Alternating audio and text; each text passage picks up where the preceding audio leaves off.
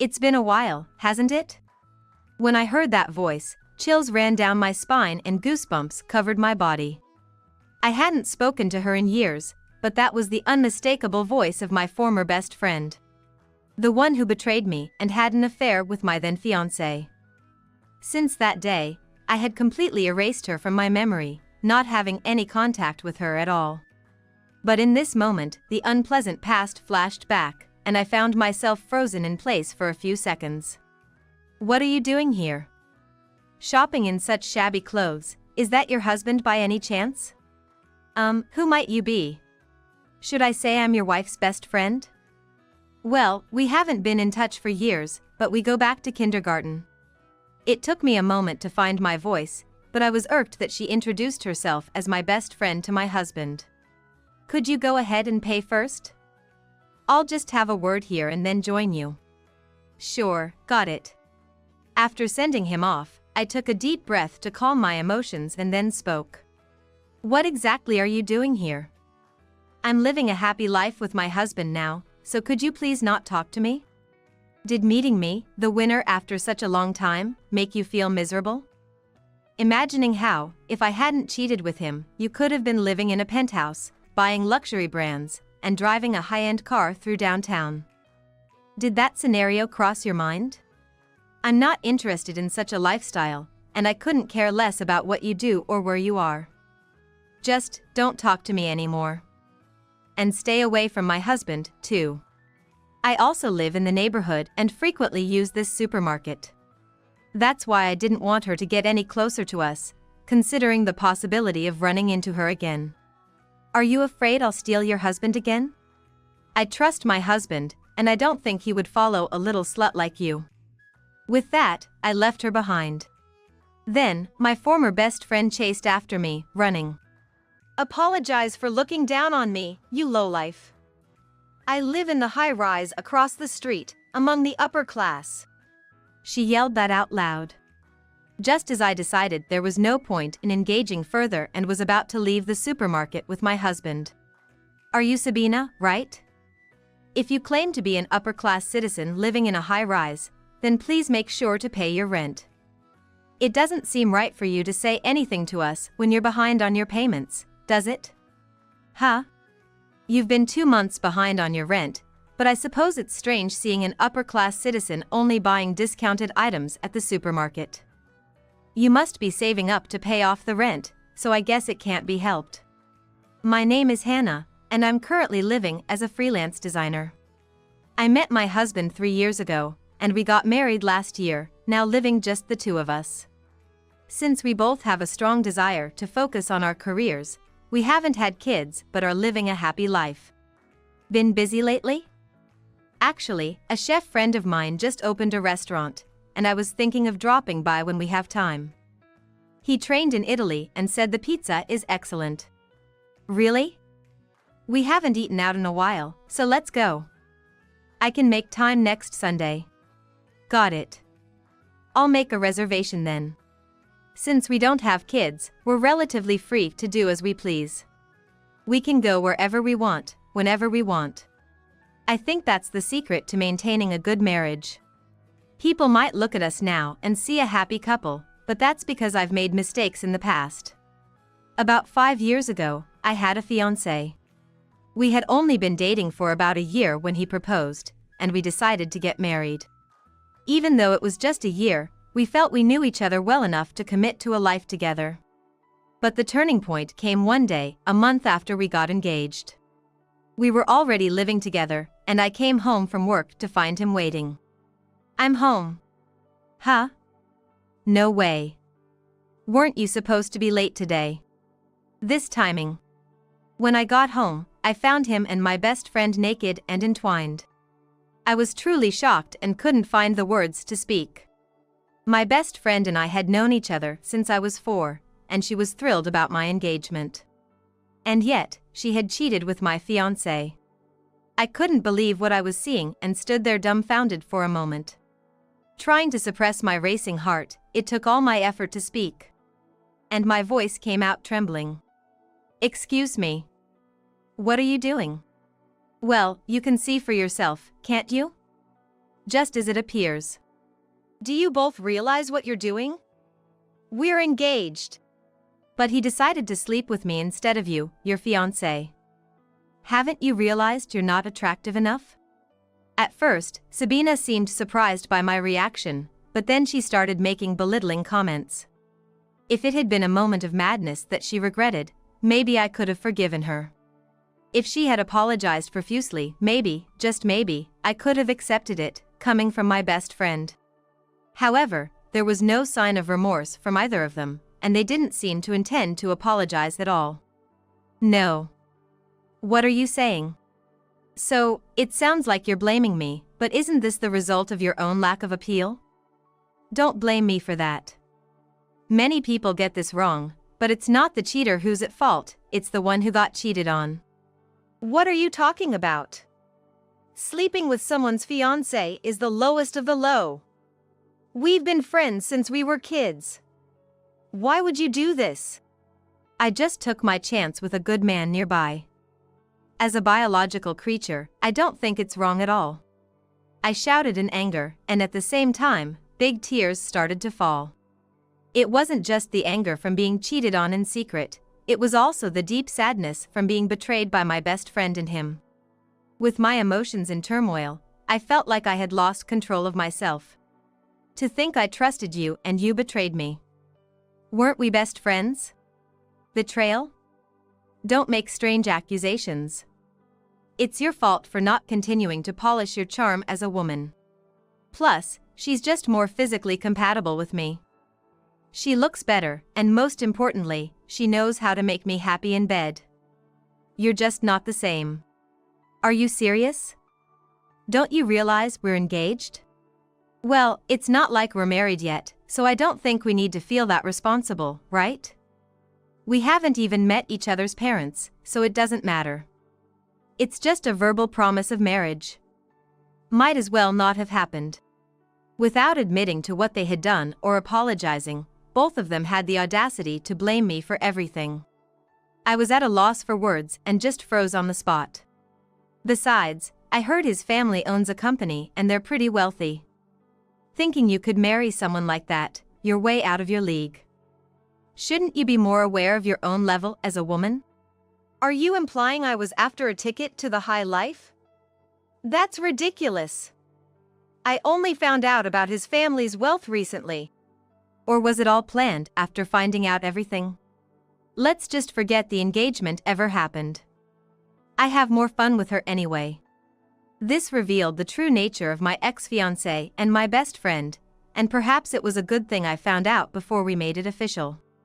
However, it left me deeply mistrustful of people for a while. Being betrayed to this extent by the people I trusted most, I couldn't bring myself to trust anyone anymore. That's when I met my current husband. Working as a freelance designer, I was introduced to him through a job connection with an architect. My husband owned an architectural firm and had always behaved with such dignity from the start. Hannah, the one taking care of our website's design, right? It's a pleasure to work with you. The pleasure is all mine. Despite my mistrust of people affecting my work to some extent, I strangely found myself able to trust him. As we had several meetings, we became closer and he eventually asked me out for a meal. I'm flattered by the invitation, but can we take a rain check? Of course. I wouldn't want to pressure you into anything. I'm sorry for turning down your invitation. The truth is, I was engaged once, and my fiancé cheated on me with my best friend. Really? Since then, I've had a hard time trusting people, making it difficult for me to start a new relationship. But I am slowly getting better, so maybe you could ask me out again sometime? Understood. We have all the time in the world, and I'll wait until you're ready. My husband looked me in the eyes and said those words, gradually helping me overcome my mistrust. 6 months later, we started going out for meals together, and another 6 months after that, we began dating. It didn't take long before we decided to get married. As we start our life as husband and wife, I promise to make you happy. I'm looking forward to it. By the time we decided to get married, I fully trusted my husband, believing that this time, I would have a happy marriage. My husband is sincere and always puts me first, making me believe that he would never betray me like my ex-fiancé did. One day, my husband was out on site, and we had planned to have a Mexican party at home for the first time in a while after he finished work. Since we were running low on supplies, my husband and I decided to head to the supermarket after his work. Normally, we're both busy with work, so going out together was a rare occasion, which made this trip to the supermarket feel a bit refreshing. We picked out the ingredients for takoyaki, added some beer for a drink later, and were just about to head to the checkout. Then a woman's voice came from behind. "It's been a while, hasn't it?" That voice sent shivers down my spine and goosebumps all over my body. I hadn't spoken to her in years, but it was the unmistakable voice of my former best friend. She betrayed me and had an affair with my then fiancé. Since that day, I had cut off all contact with her, erasing her existence from my mind. But in that moment, the unpleasant past came flashing back, and I found myself frozen in place for a few seconds. "What are you doing here? Shopping in such a shabby outfit, is that your husband by any chance?" Who might you be? Should I say I'm your wife's best friend?" "Well, we haven't been in touch for years, but we go back to kindergarten." I couldn't find my voice for a while, but I was irked that she introduced herself as my best friend to my husband. "I'm not your friend." I wanted to say that strongly. However, nervous about this unexpected reunion and with the past flashing back, I decided to take a deep breath before speaking. "Could you go ahead and pay first? I'll just have a word here and then join you." "Sure, got it." My husband knew about the affair with my ex-fiancé, but I didn't want him to stay in the same space with her any longer. So, I asked him to go to the checkout, leaving me to talk with her. Of course, we were in a public place, and I'm not a child. I took another deep breath to calm my emotions before speaking. "What exactly are you doing here? And you, what are you doing in such an upscale neighborhood?" "I just walked here from my high-rise where I live." "Did you travel all the way from some apartment complex, spending about an hour to specifically come to a supermarket in an upscale area?" "I live around here now." "That's impressive. But we're no longer friends, and I'd appreciate it if you didn't mess up my life anymore. I'm happily living with my husband now, so please don't talk to me." "Did meeting me, the winner after so long, make you feel miserable? If I hadn't had the affair with him, you'd be living in a high-rise, buying luxury brands, and driving a luxury car downtown by now. Did that scenario cross your mind?" She said that to me with a smirk. I have never once envied her life. If someone steals another person's fiancé and marries them, there can't be any real love there. Besides, from what I've heard, she's not enjoying married life with him but rather the lifestyle that comes with his money. Buying designers' items, driving luxury cars. That seems to be her status and the greatest joy in her life. "I'm not interested in that kind of life, and I couldn't care less about what you do or where you are. Just, don't talk to me anymore. And stay away from my husband. I also live in the neighborhood and frequently use this supermarket. That's why I didn't want her getting any closer to us, considering the possibility of running into her again." "Afraid I'll take your husband?" "That's not it. I trust my husband, and I can't imagine him going after someone like you." Her condescending remarks had been non-stop, showing no sign of remorse for her past affair. This made me angry. I might have been a bit aggressive in my response, but she reacted strongly to my words, frowning and confronting me. "What? What did you just say to me?" "I just stated a fact." "Don't you dare belittle me. You're just jealous because you married a blue-collar worker and are living a miserable life. That doesn't give you the right to speak to someone of higher standing the wrong way. Don't get too cocky." She probably said she was of higher standing because she lives a wealthier lifestyle. To me, judging oneself by the amount of money they have is a narrow and immature way of thinking. But getting her angrier wouldn't help. Having cooled down a bit, I decided to end the conversation and go back to my husband. "Anyway, just leave us alone. That's all I have to say to you." With that, I left her. and hurried back to my husband, apologizing for the delay. He had just finished checking out, and we started to bag our items. Since there weren't many items, packing was quicker than expected, and just as we were about to leave the supermarket. "Ah, there you are. You haven't apologized for earlier." "Excuse me?" As we were leaving, she spoke to us again. I had just told her to leave us alone. And yet, why did it have to end up like this? A heavy sigh escaped me. "What exactly do you want?" "We're not free to deal with this." "Not free? Is it because your construction worker husband's salary doesn't allow for a decent living, so you're busy with a side job?" No matter what I said, she responded with disdain. I couldn't understand her purpose, but I wanted no further involvement with her. I didn't want to cause any trouble for my tired husband either. "So, what are you trying to say? How dare you, a lowlife, demand an apology from me? I live in the high-rise across the street, I'm an upper-class citizen," she said loudly. Before demanding an apology from me, she should be apologizing for her own actions. Yet, she spoke as if she was entirely in the right, which made me angry, but I knew arguing here would be pointless. Just as we were about to leave the supermarket quickly to avoid her since she hadn't finished packing yet.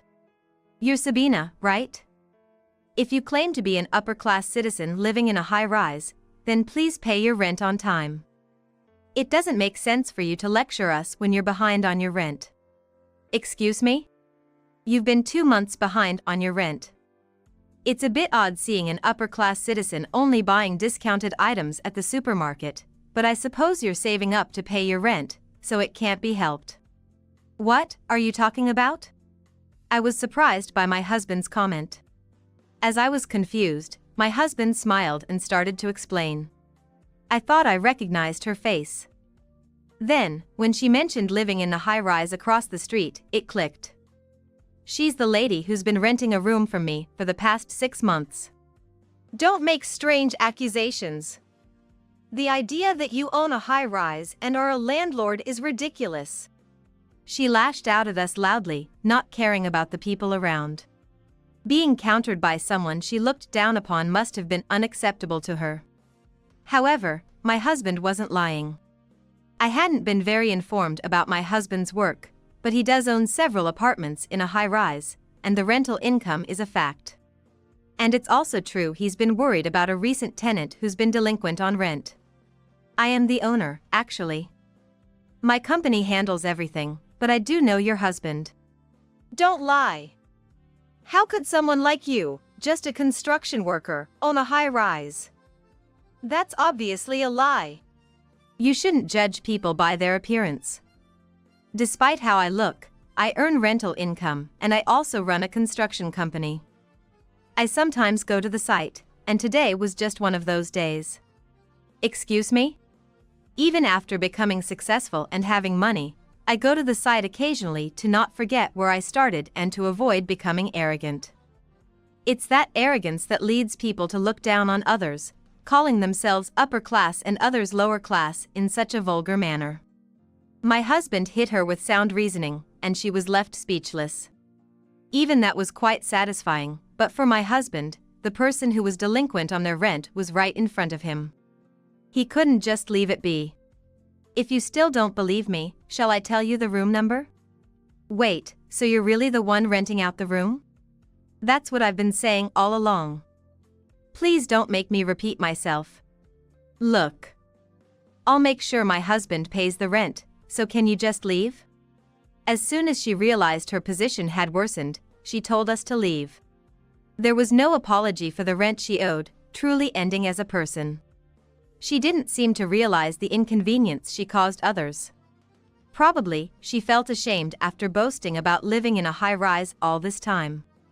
But that's none of our concern. How about apologizing at least? Not paying rent is pretty questionable as a person. Well, I think taking someone's fiance already showed that. "Shut up.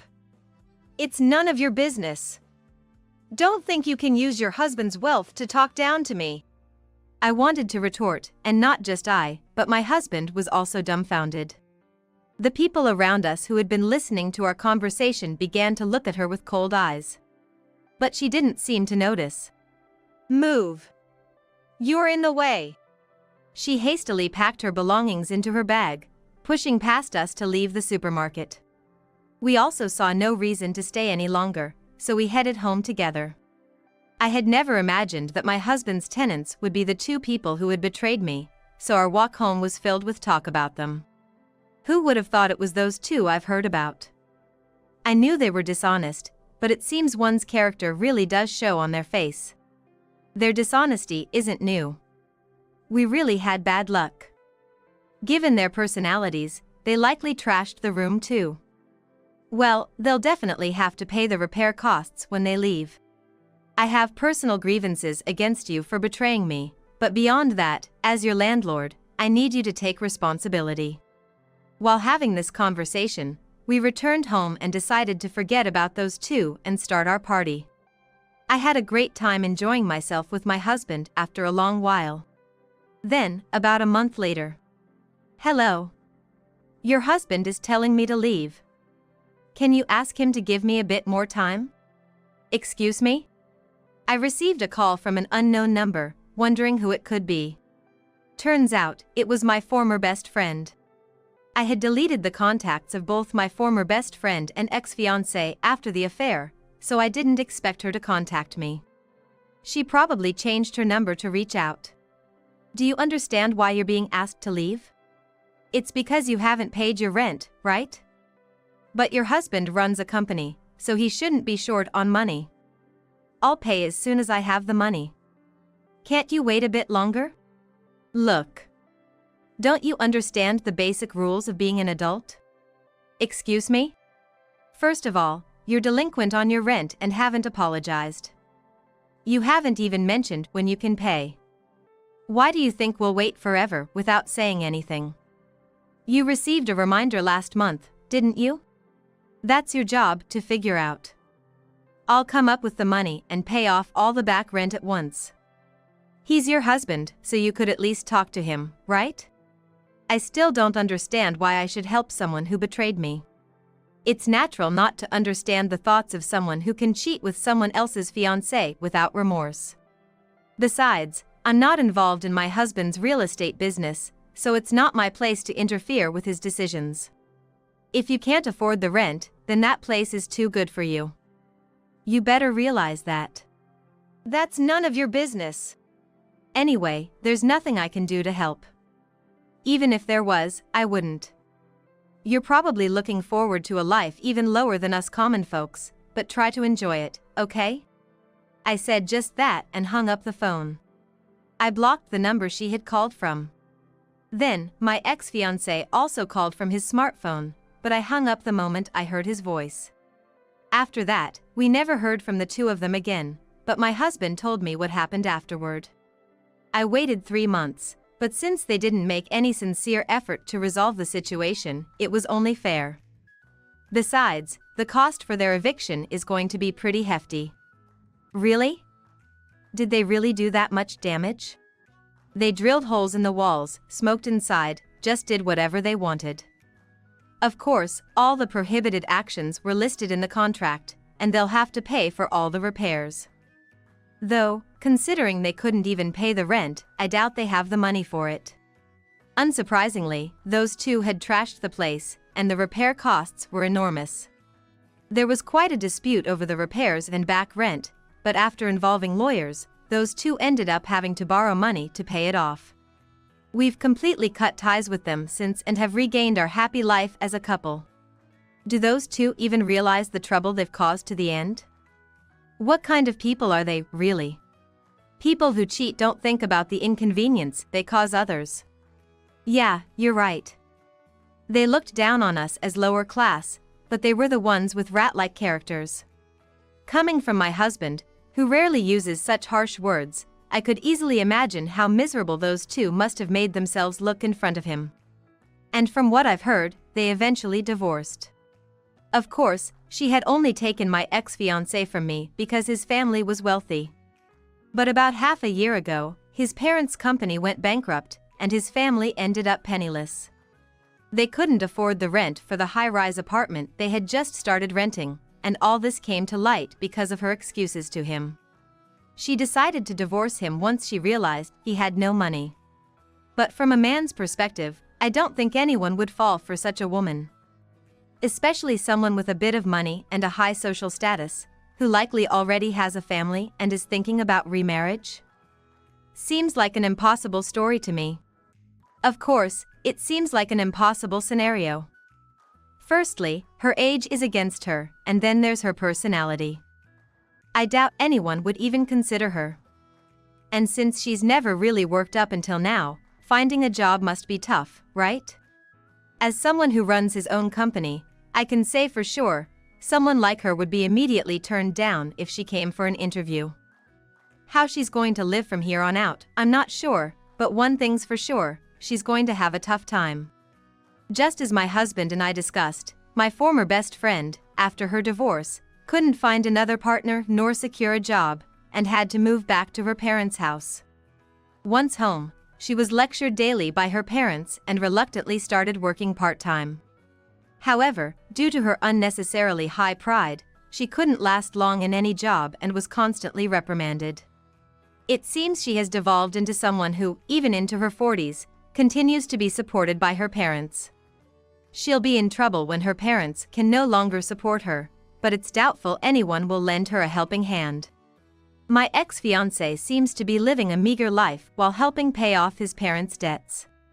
Hearing this, one might feel sorry for him, being burdened with his parents' debts, but in reality, he had lived lavishly for years on his parents' and my former best friend's dime. Now, it's come back to haunt him. As for me, I'm still working as a freelance designer, enjoying life every day.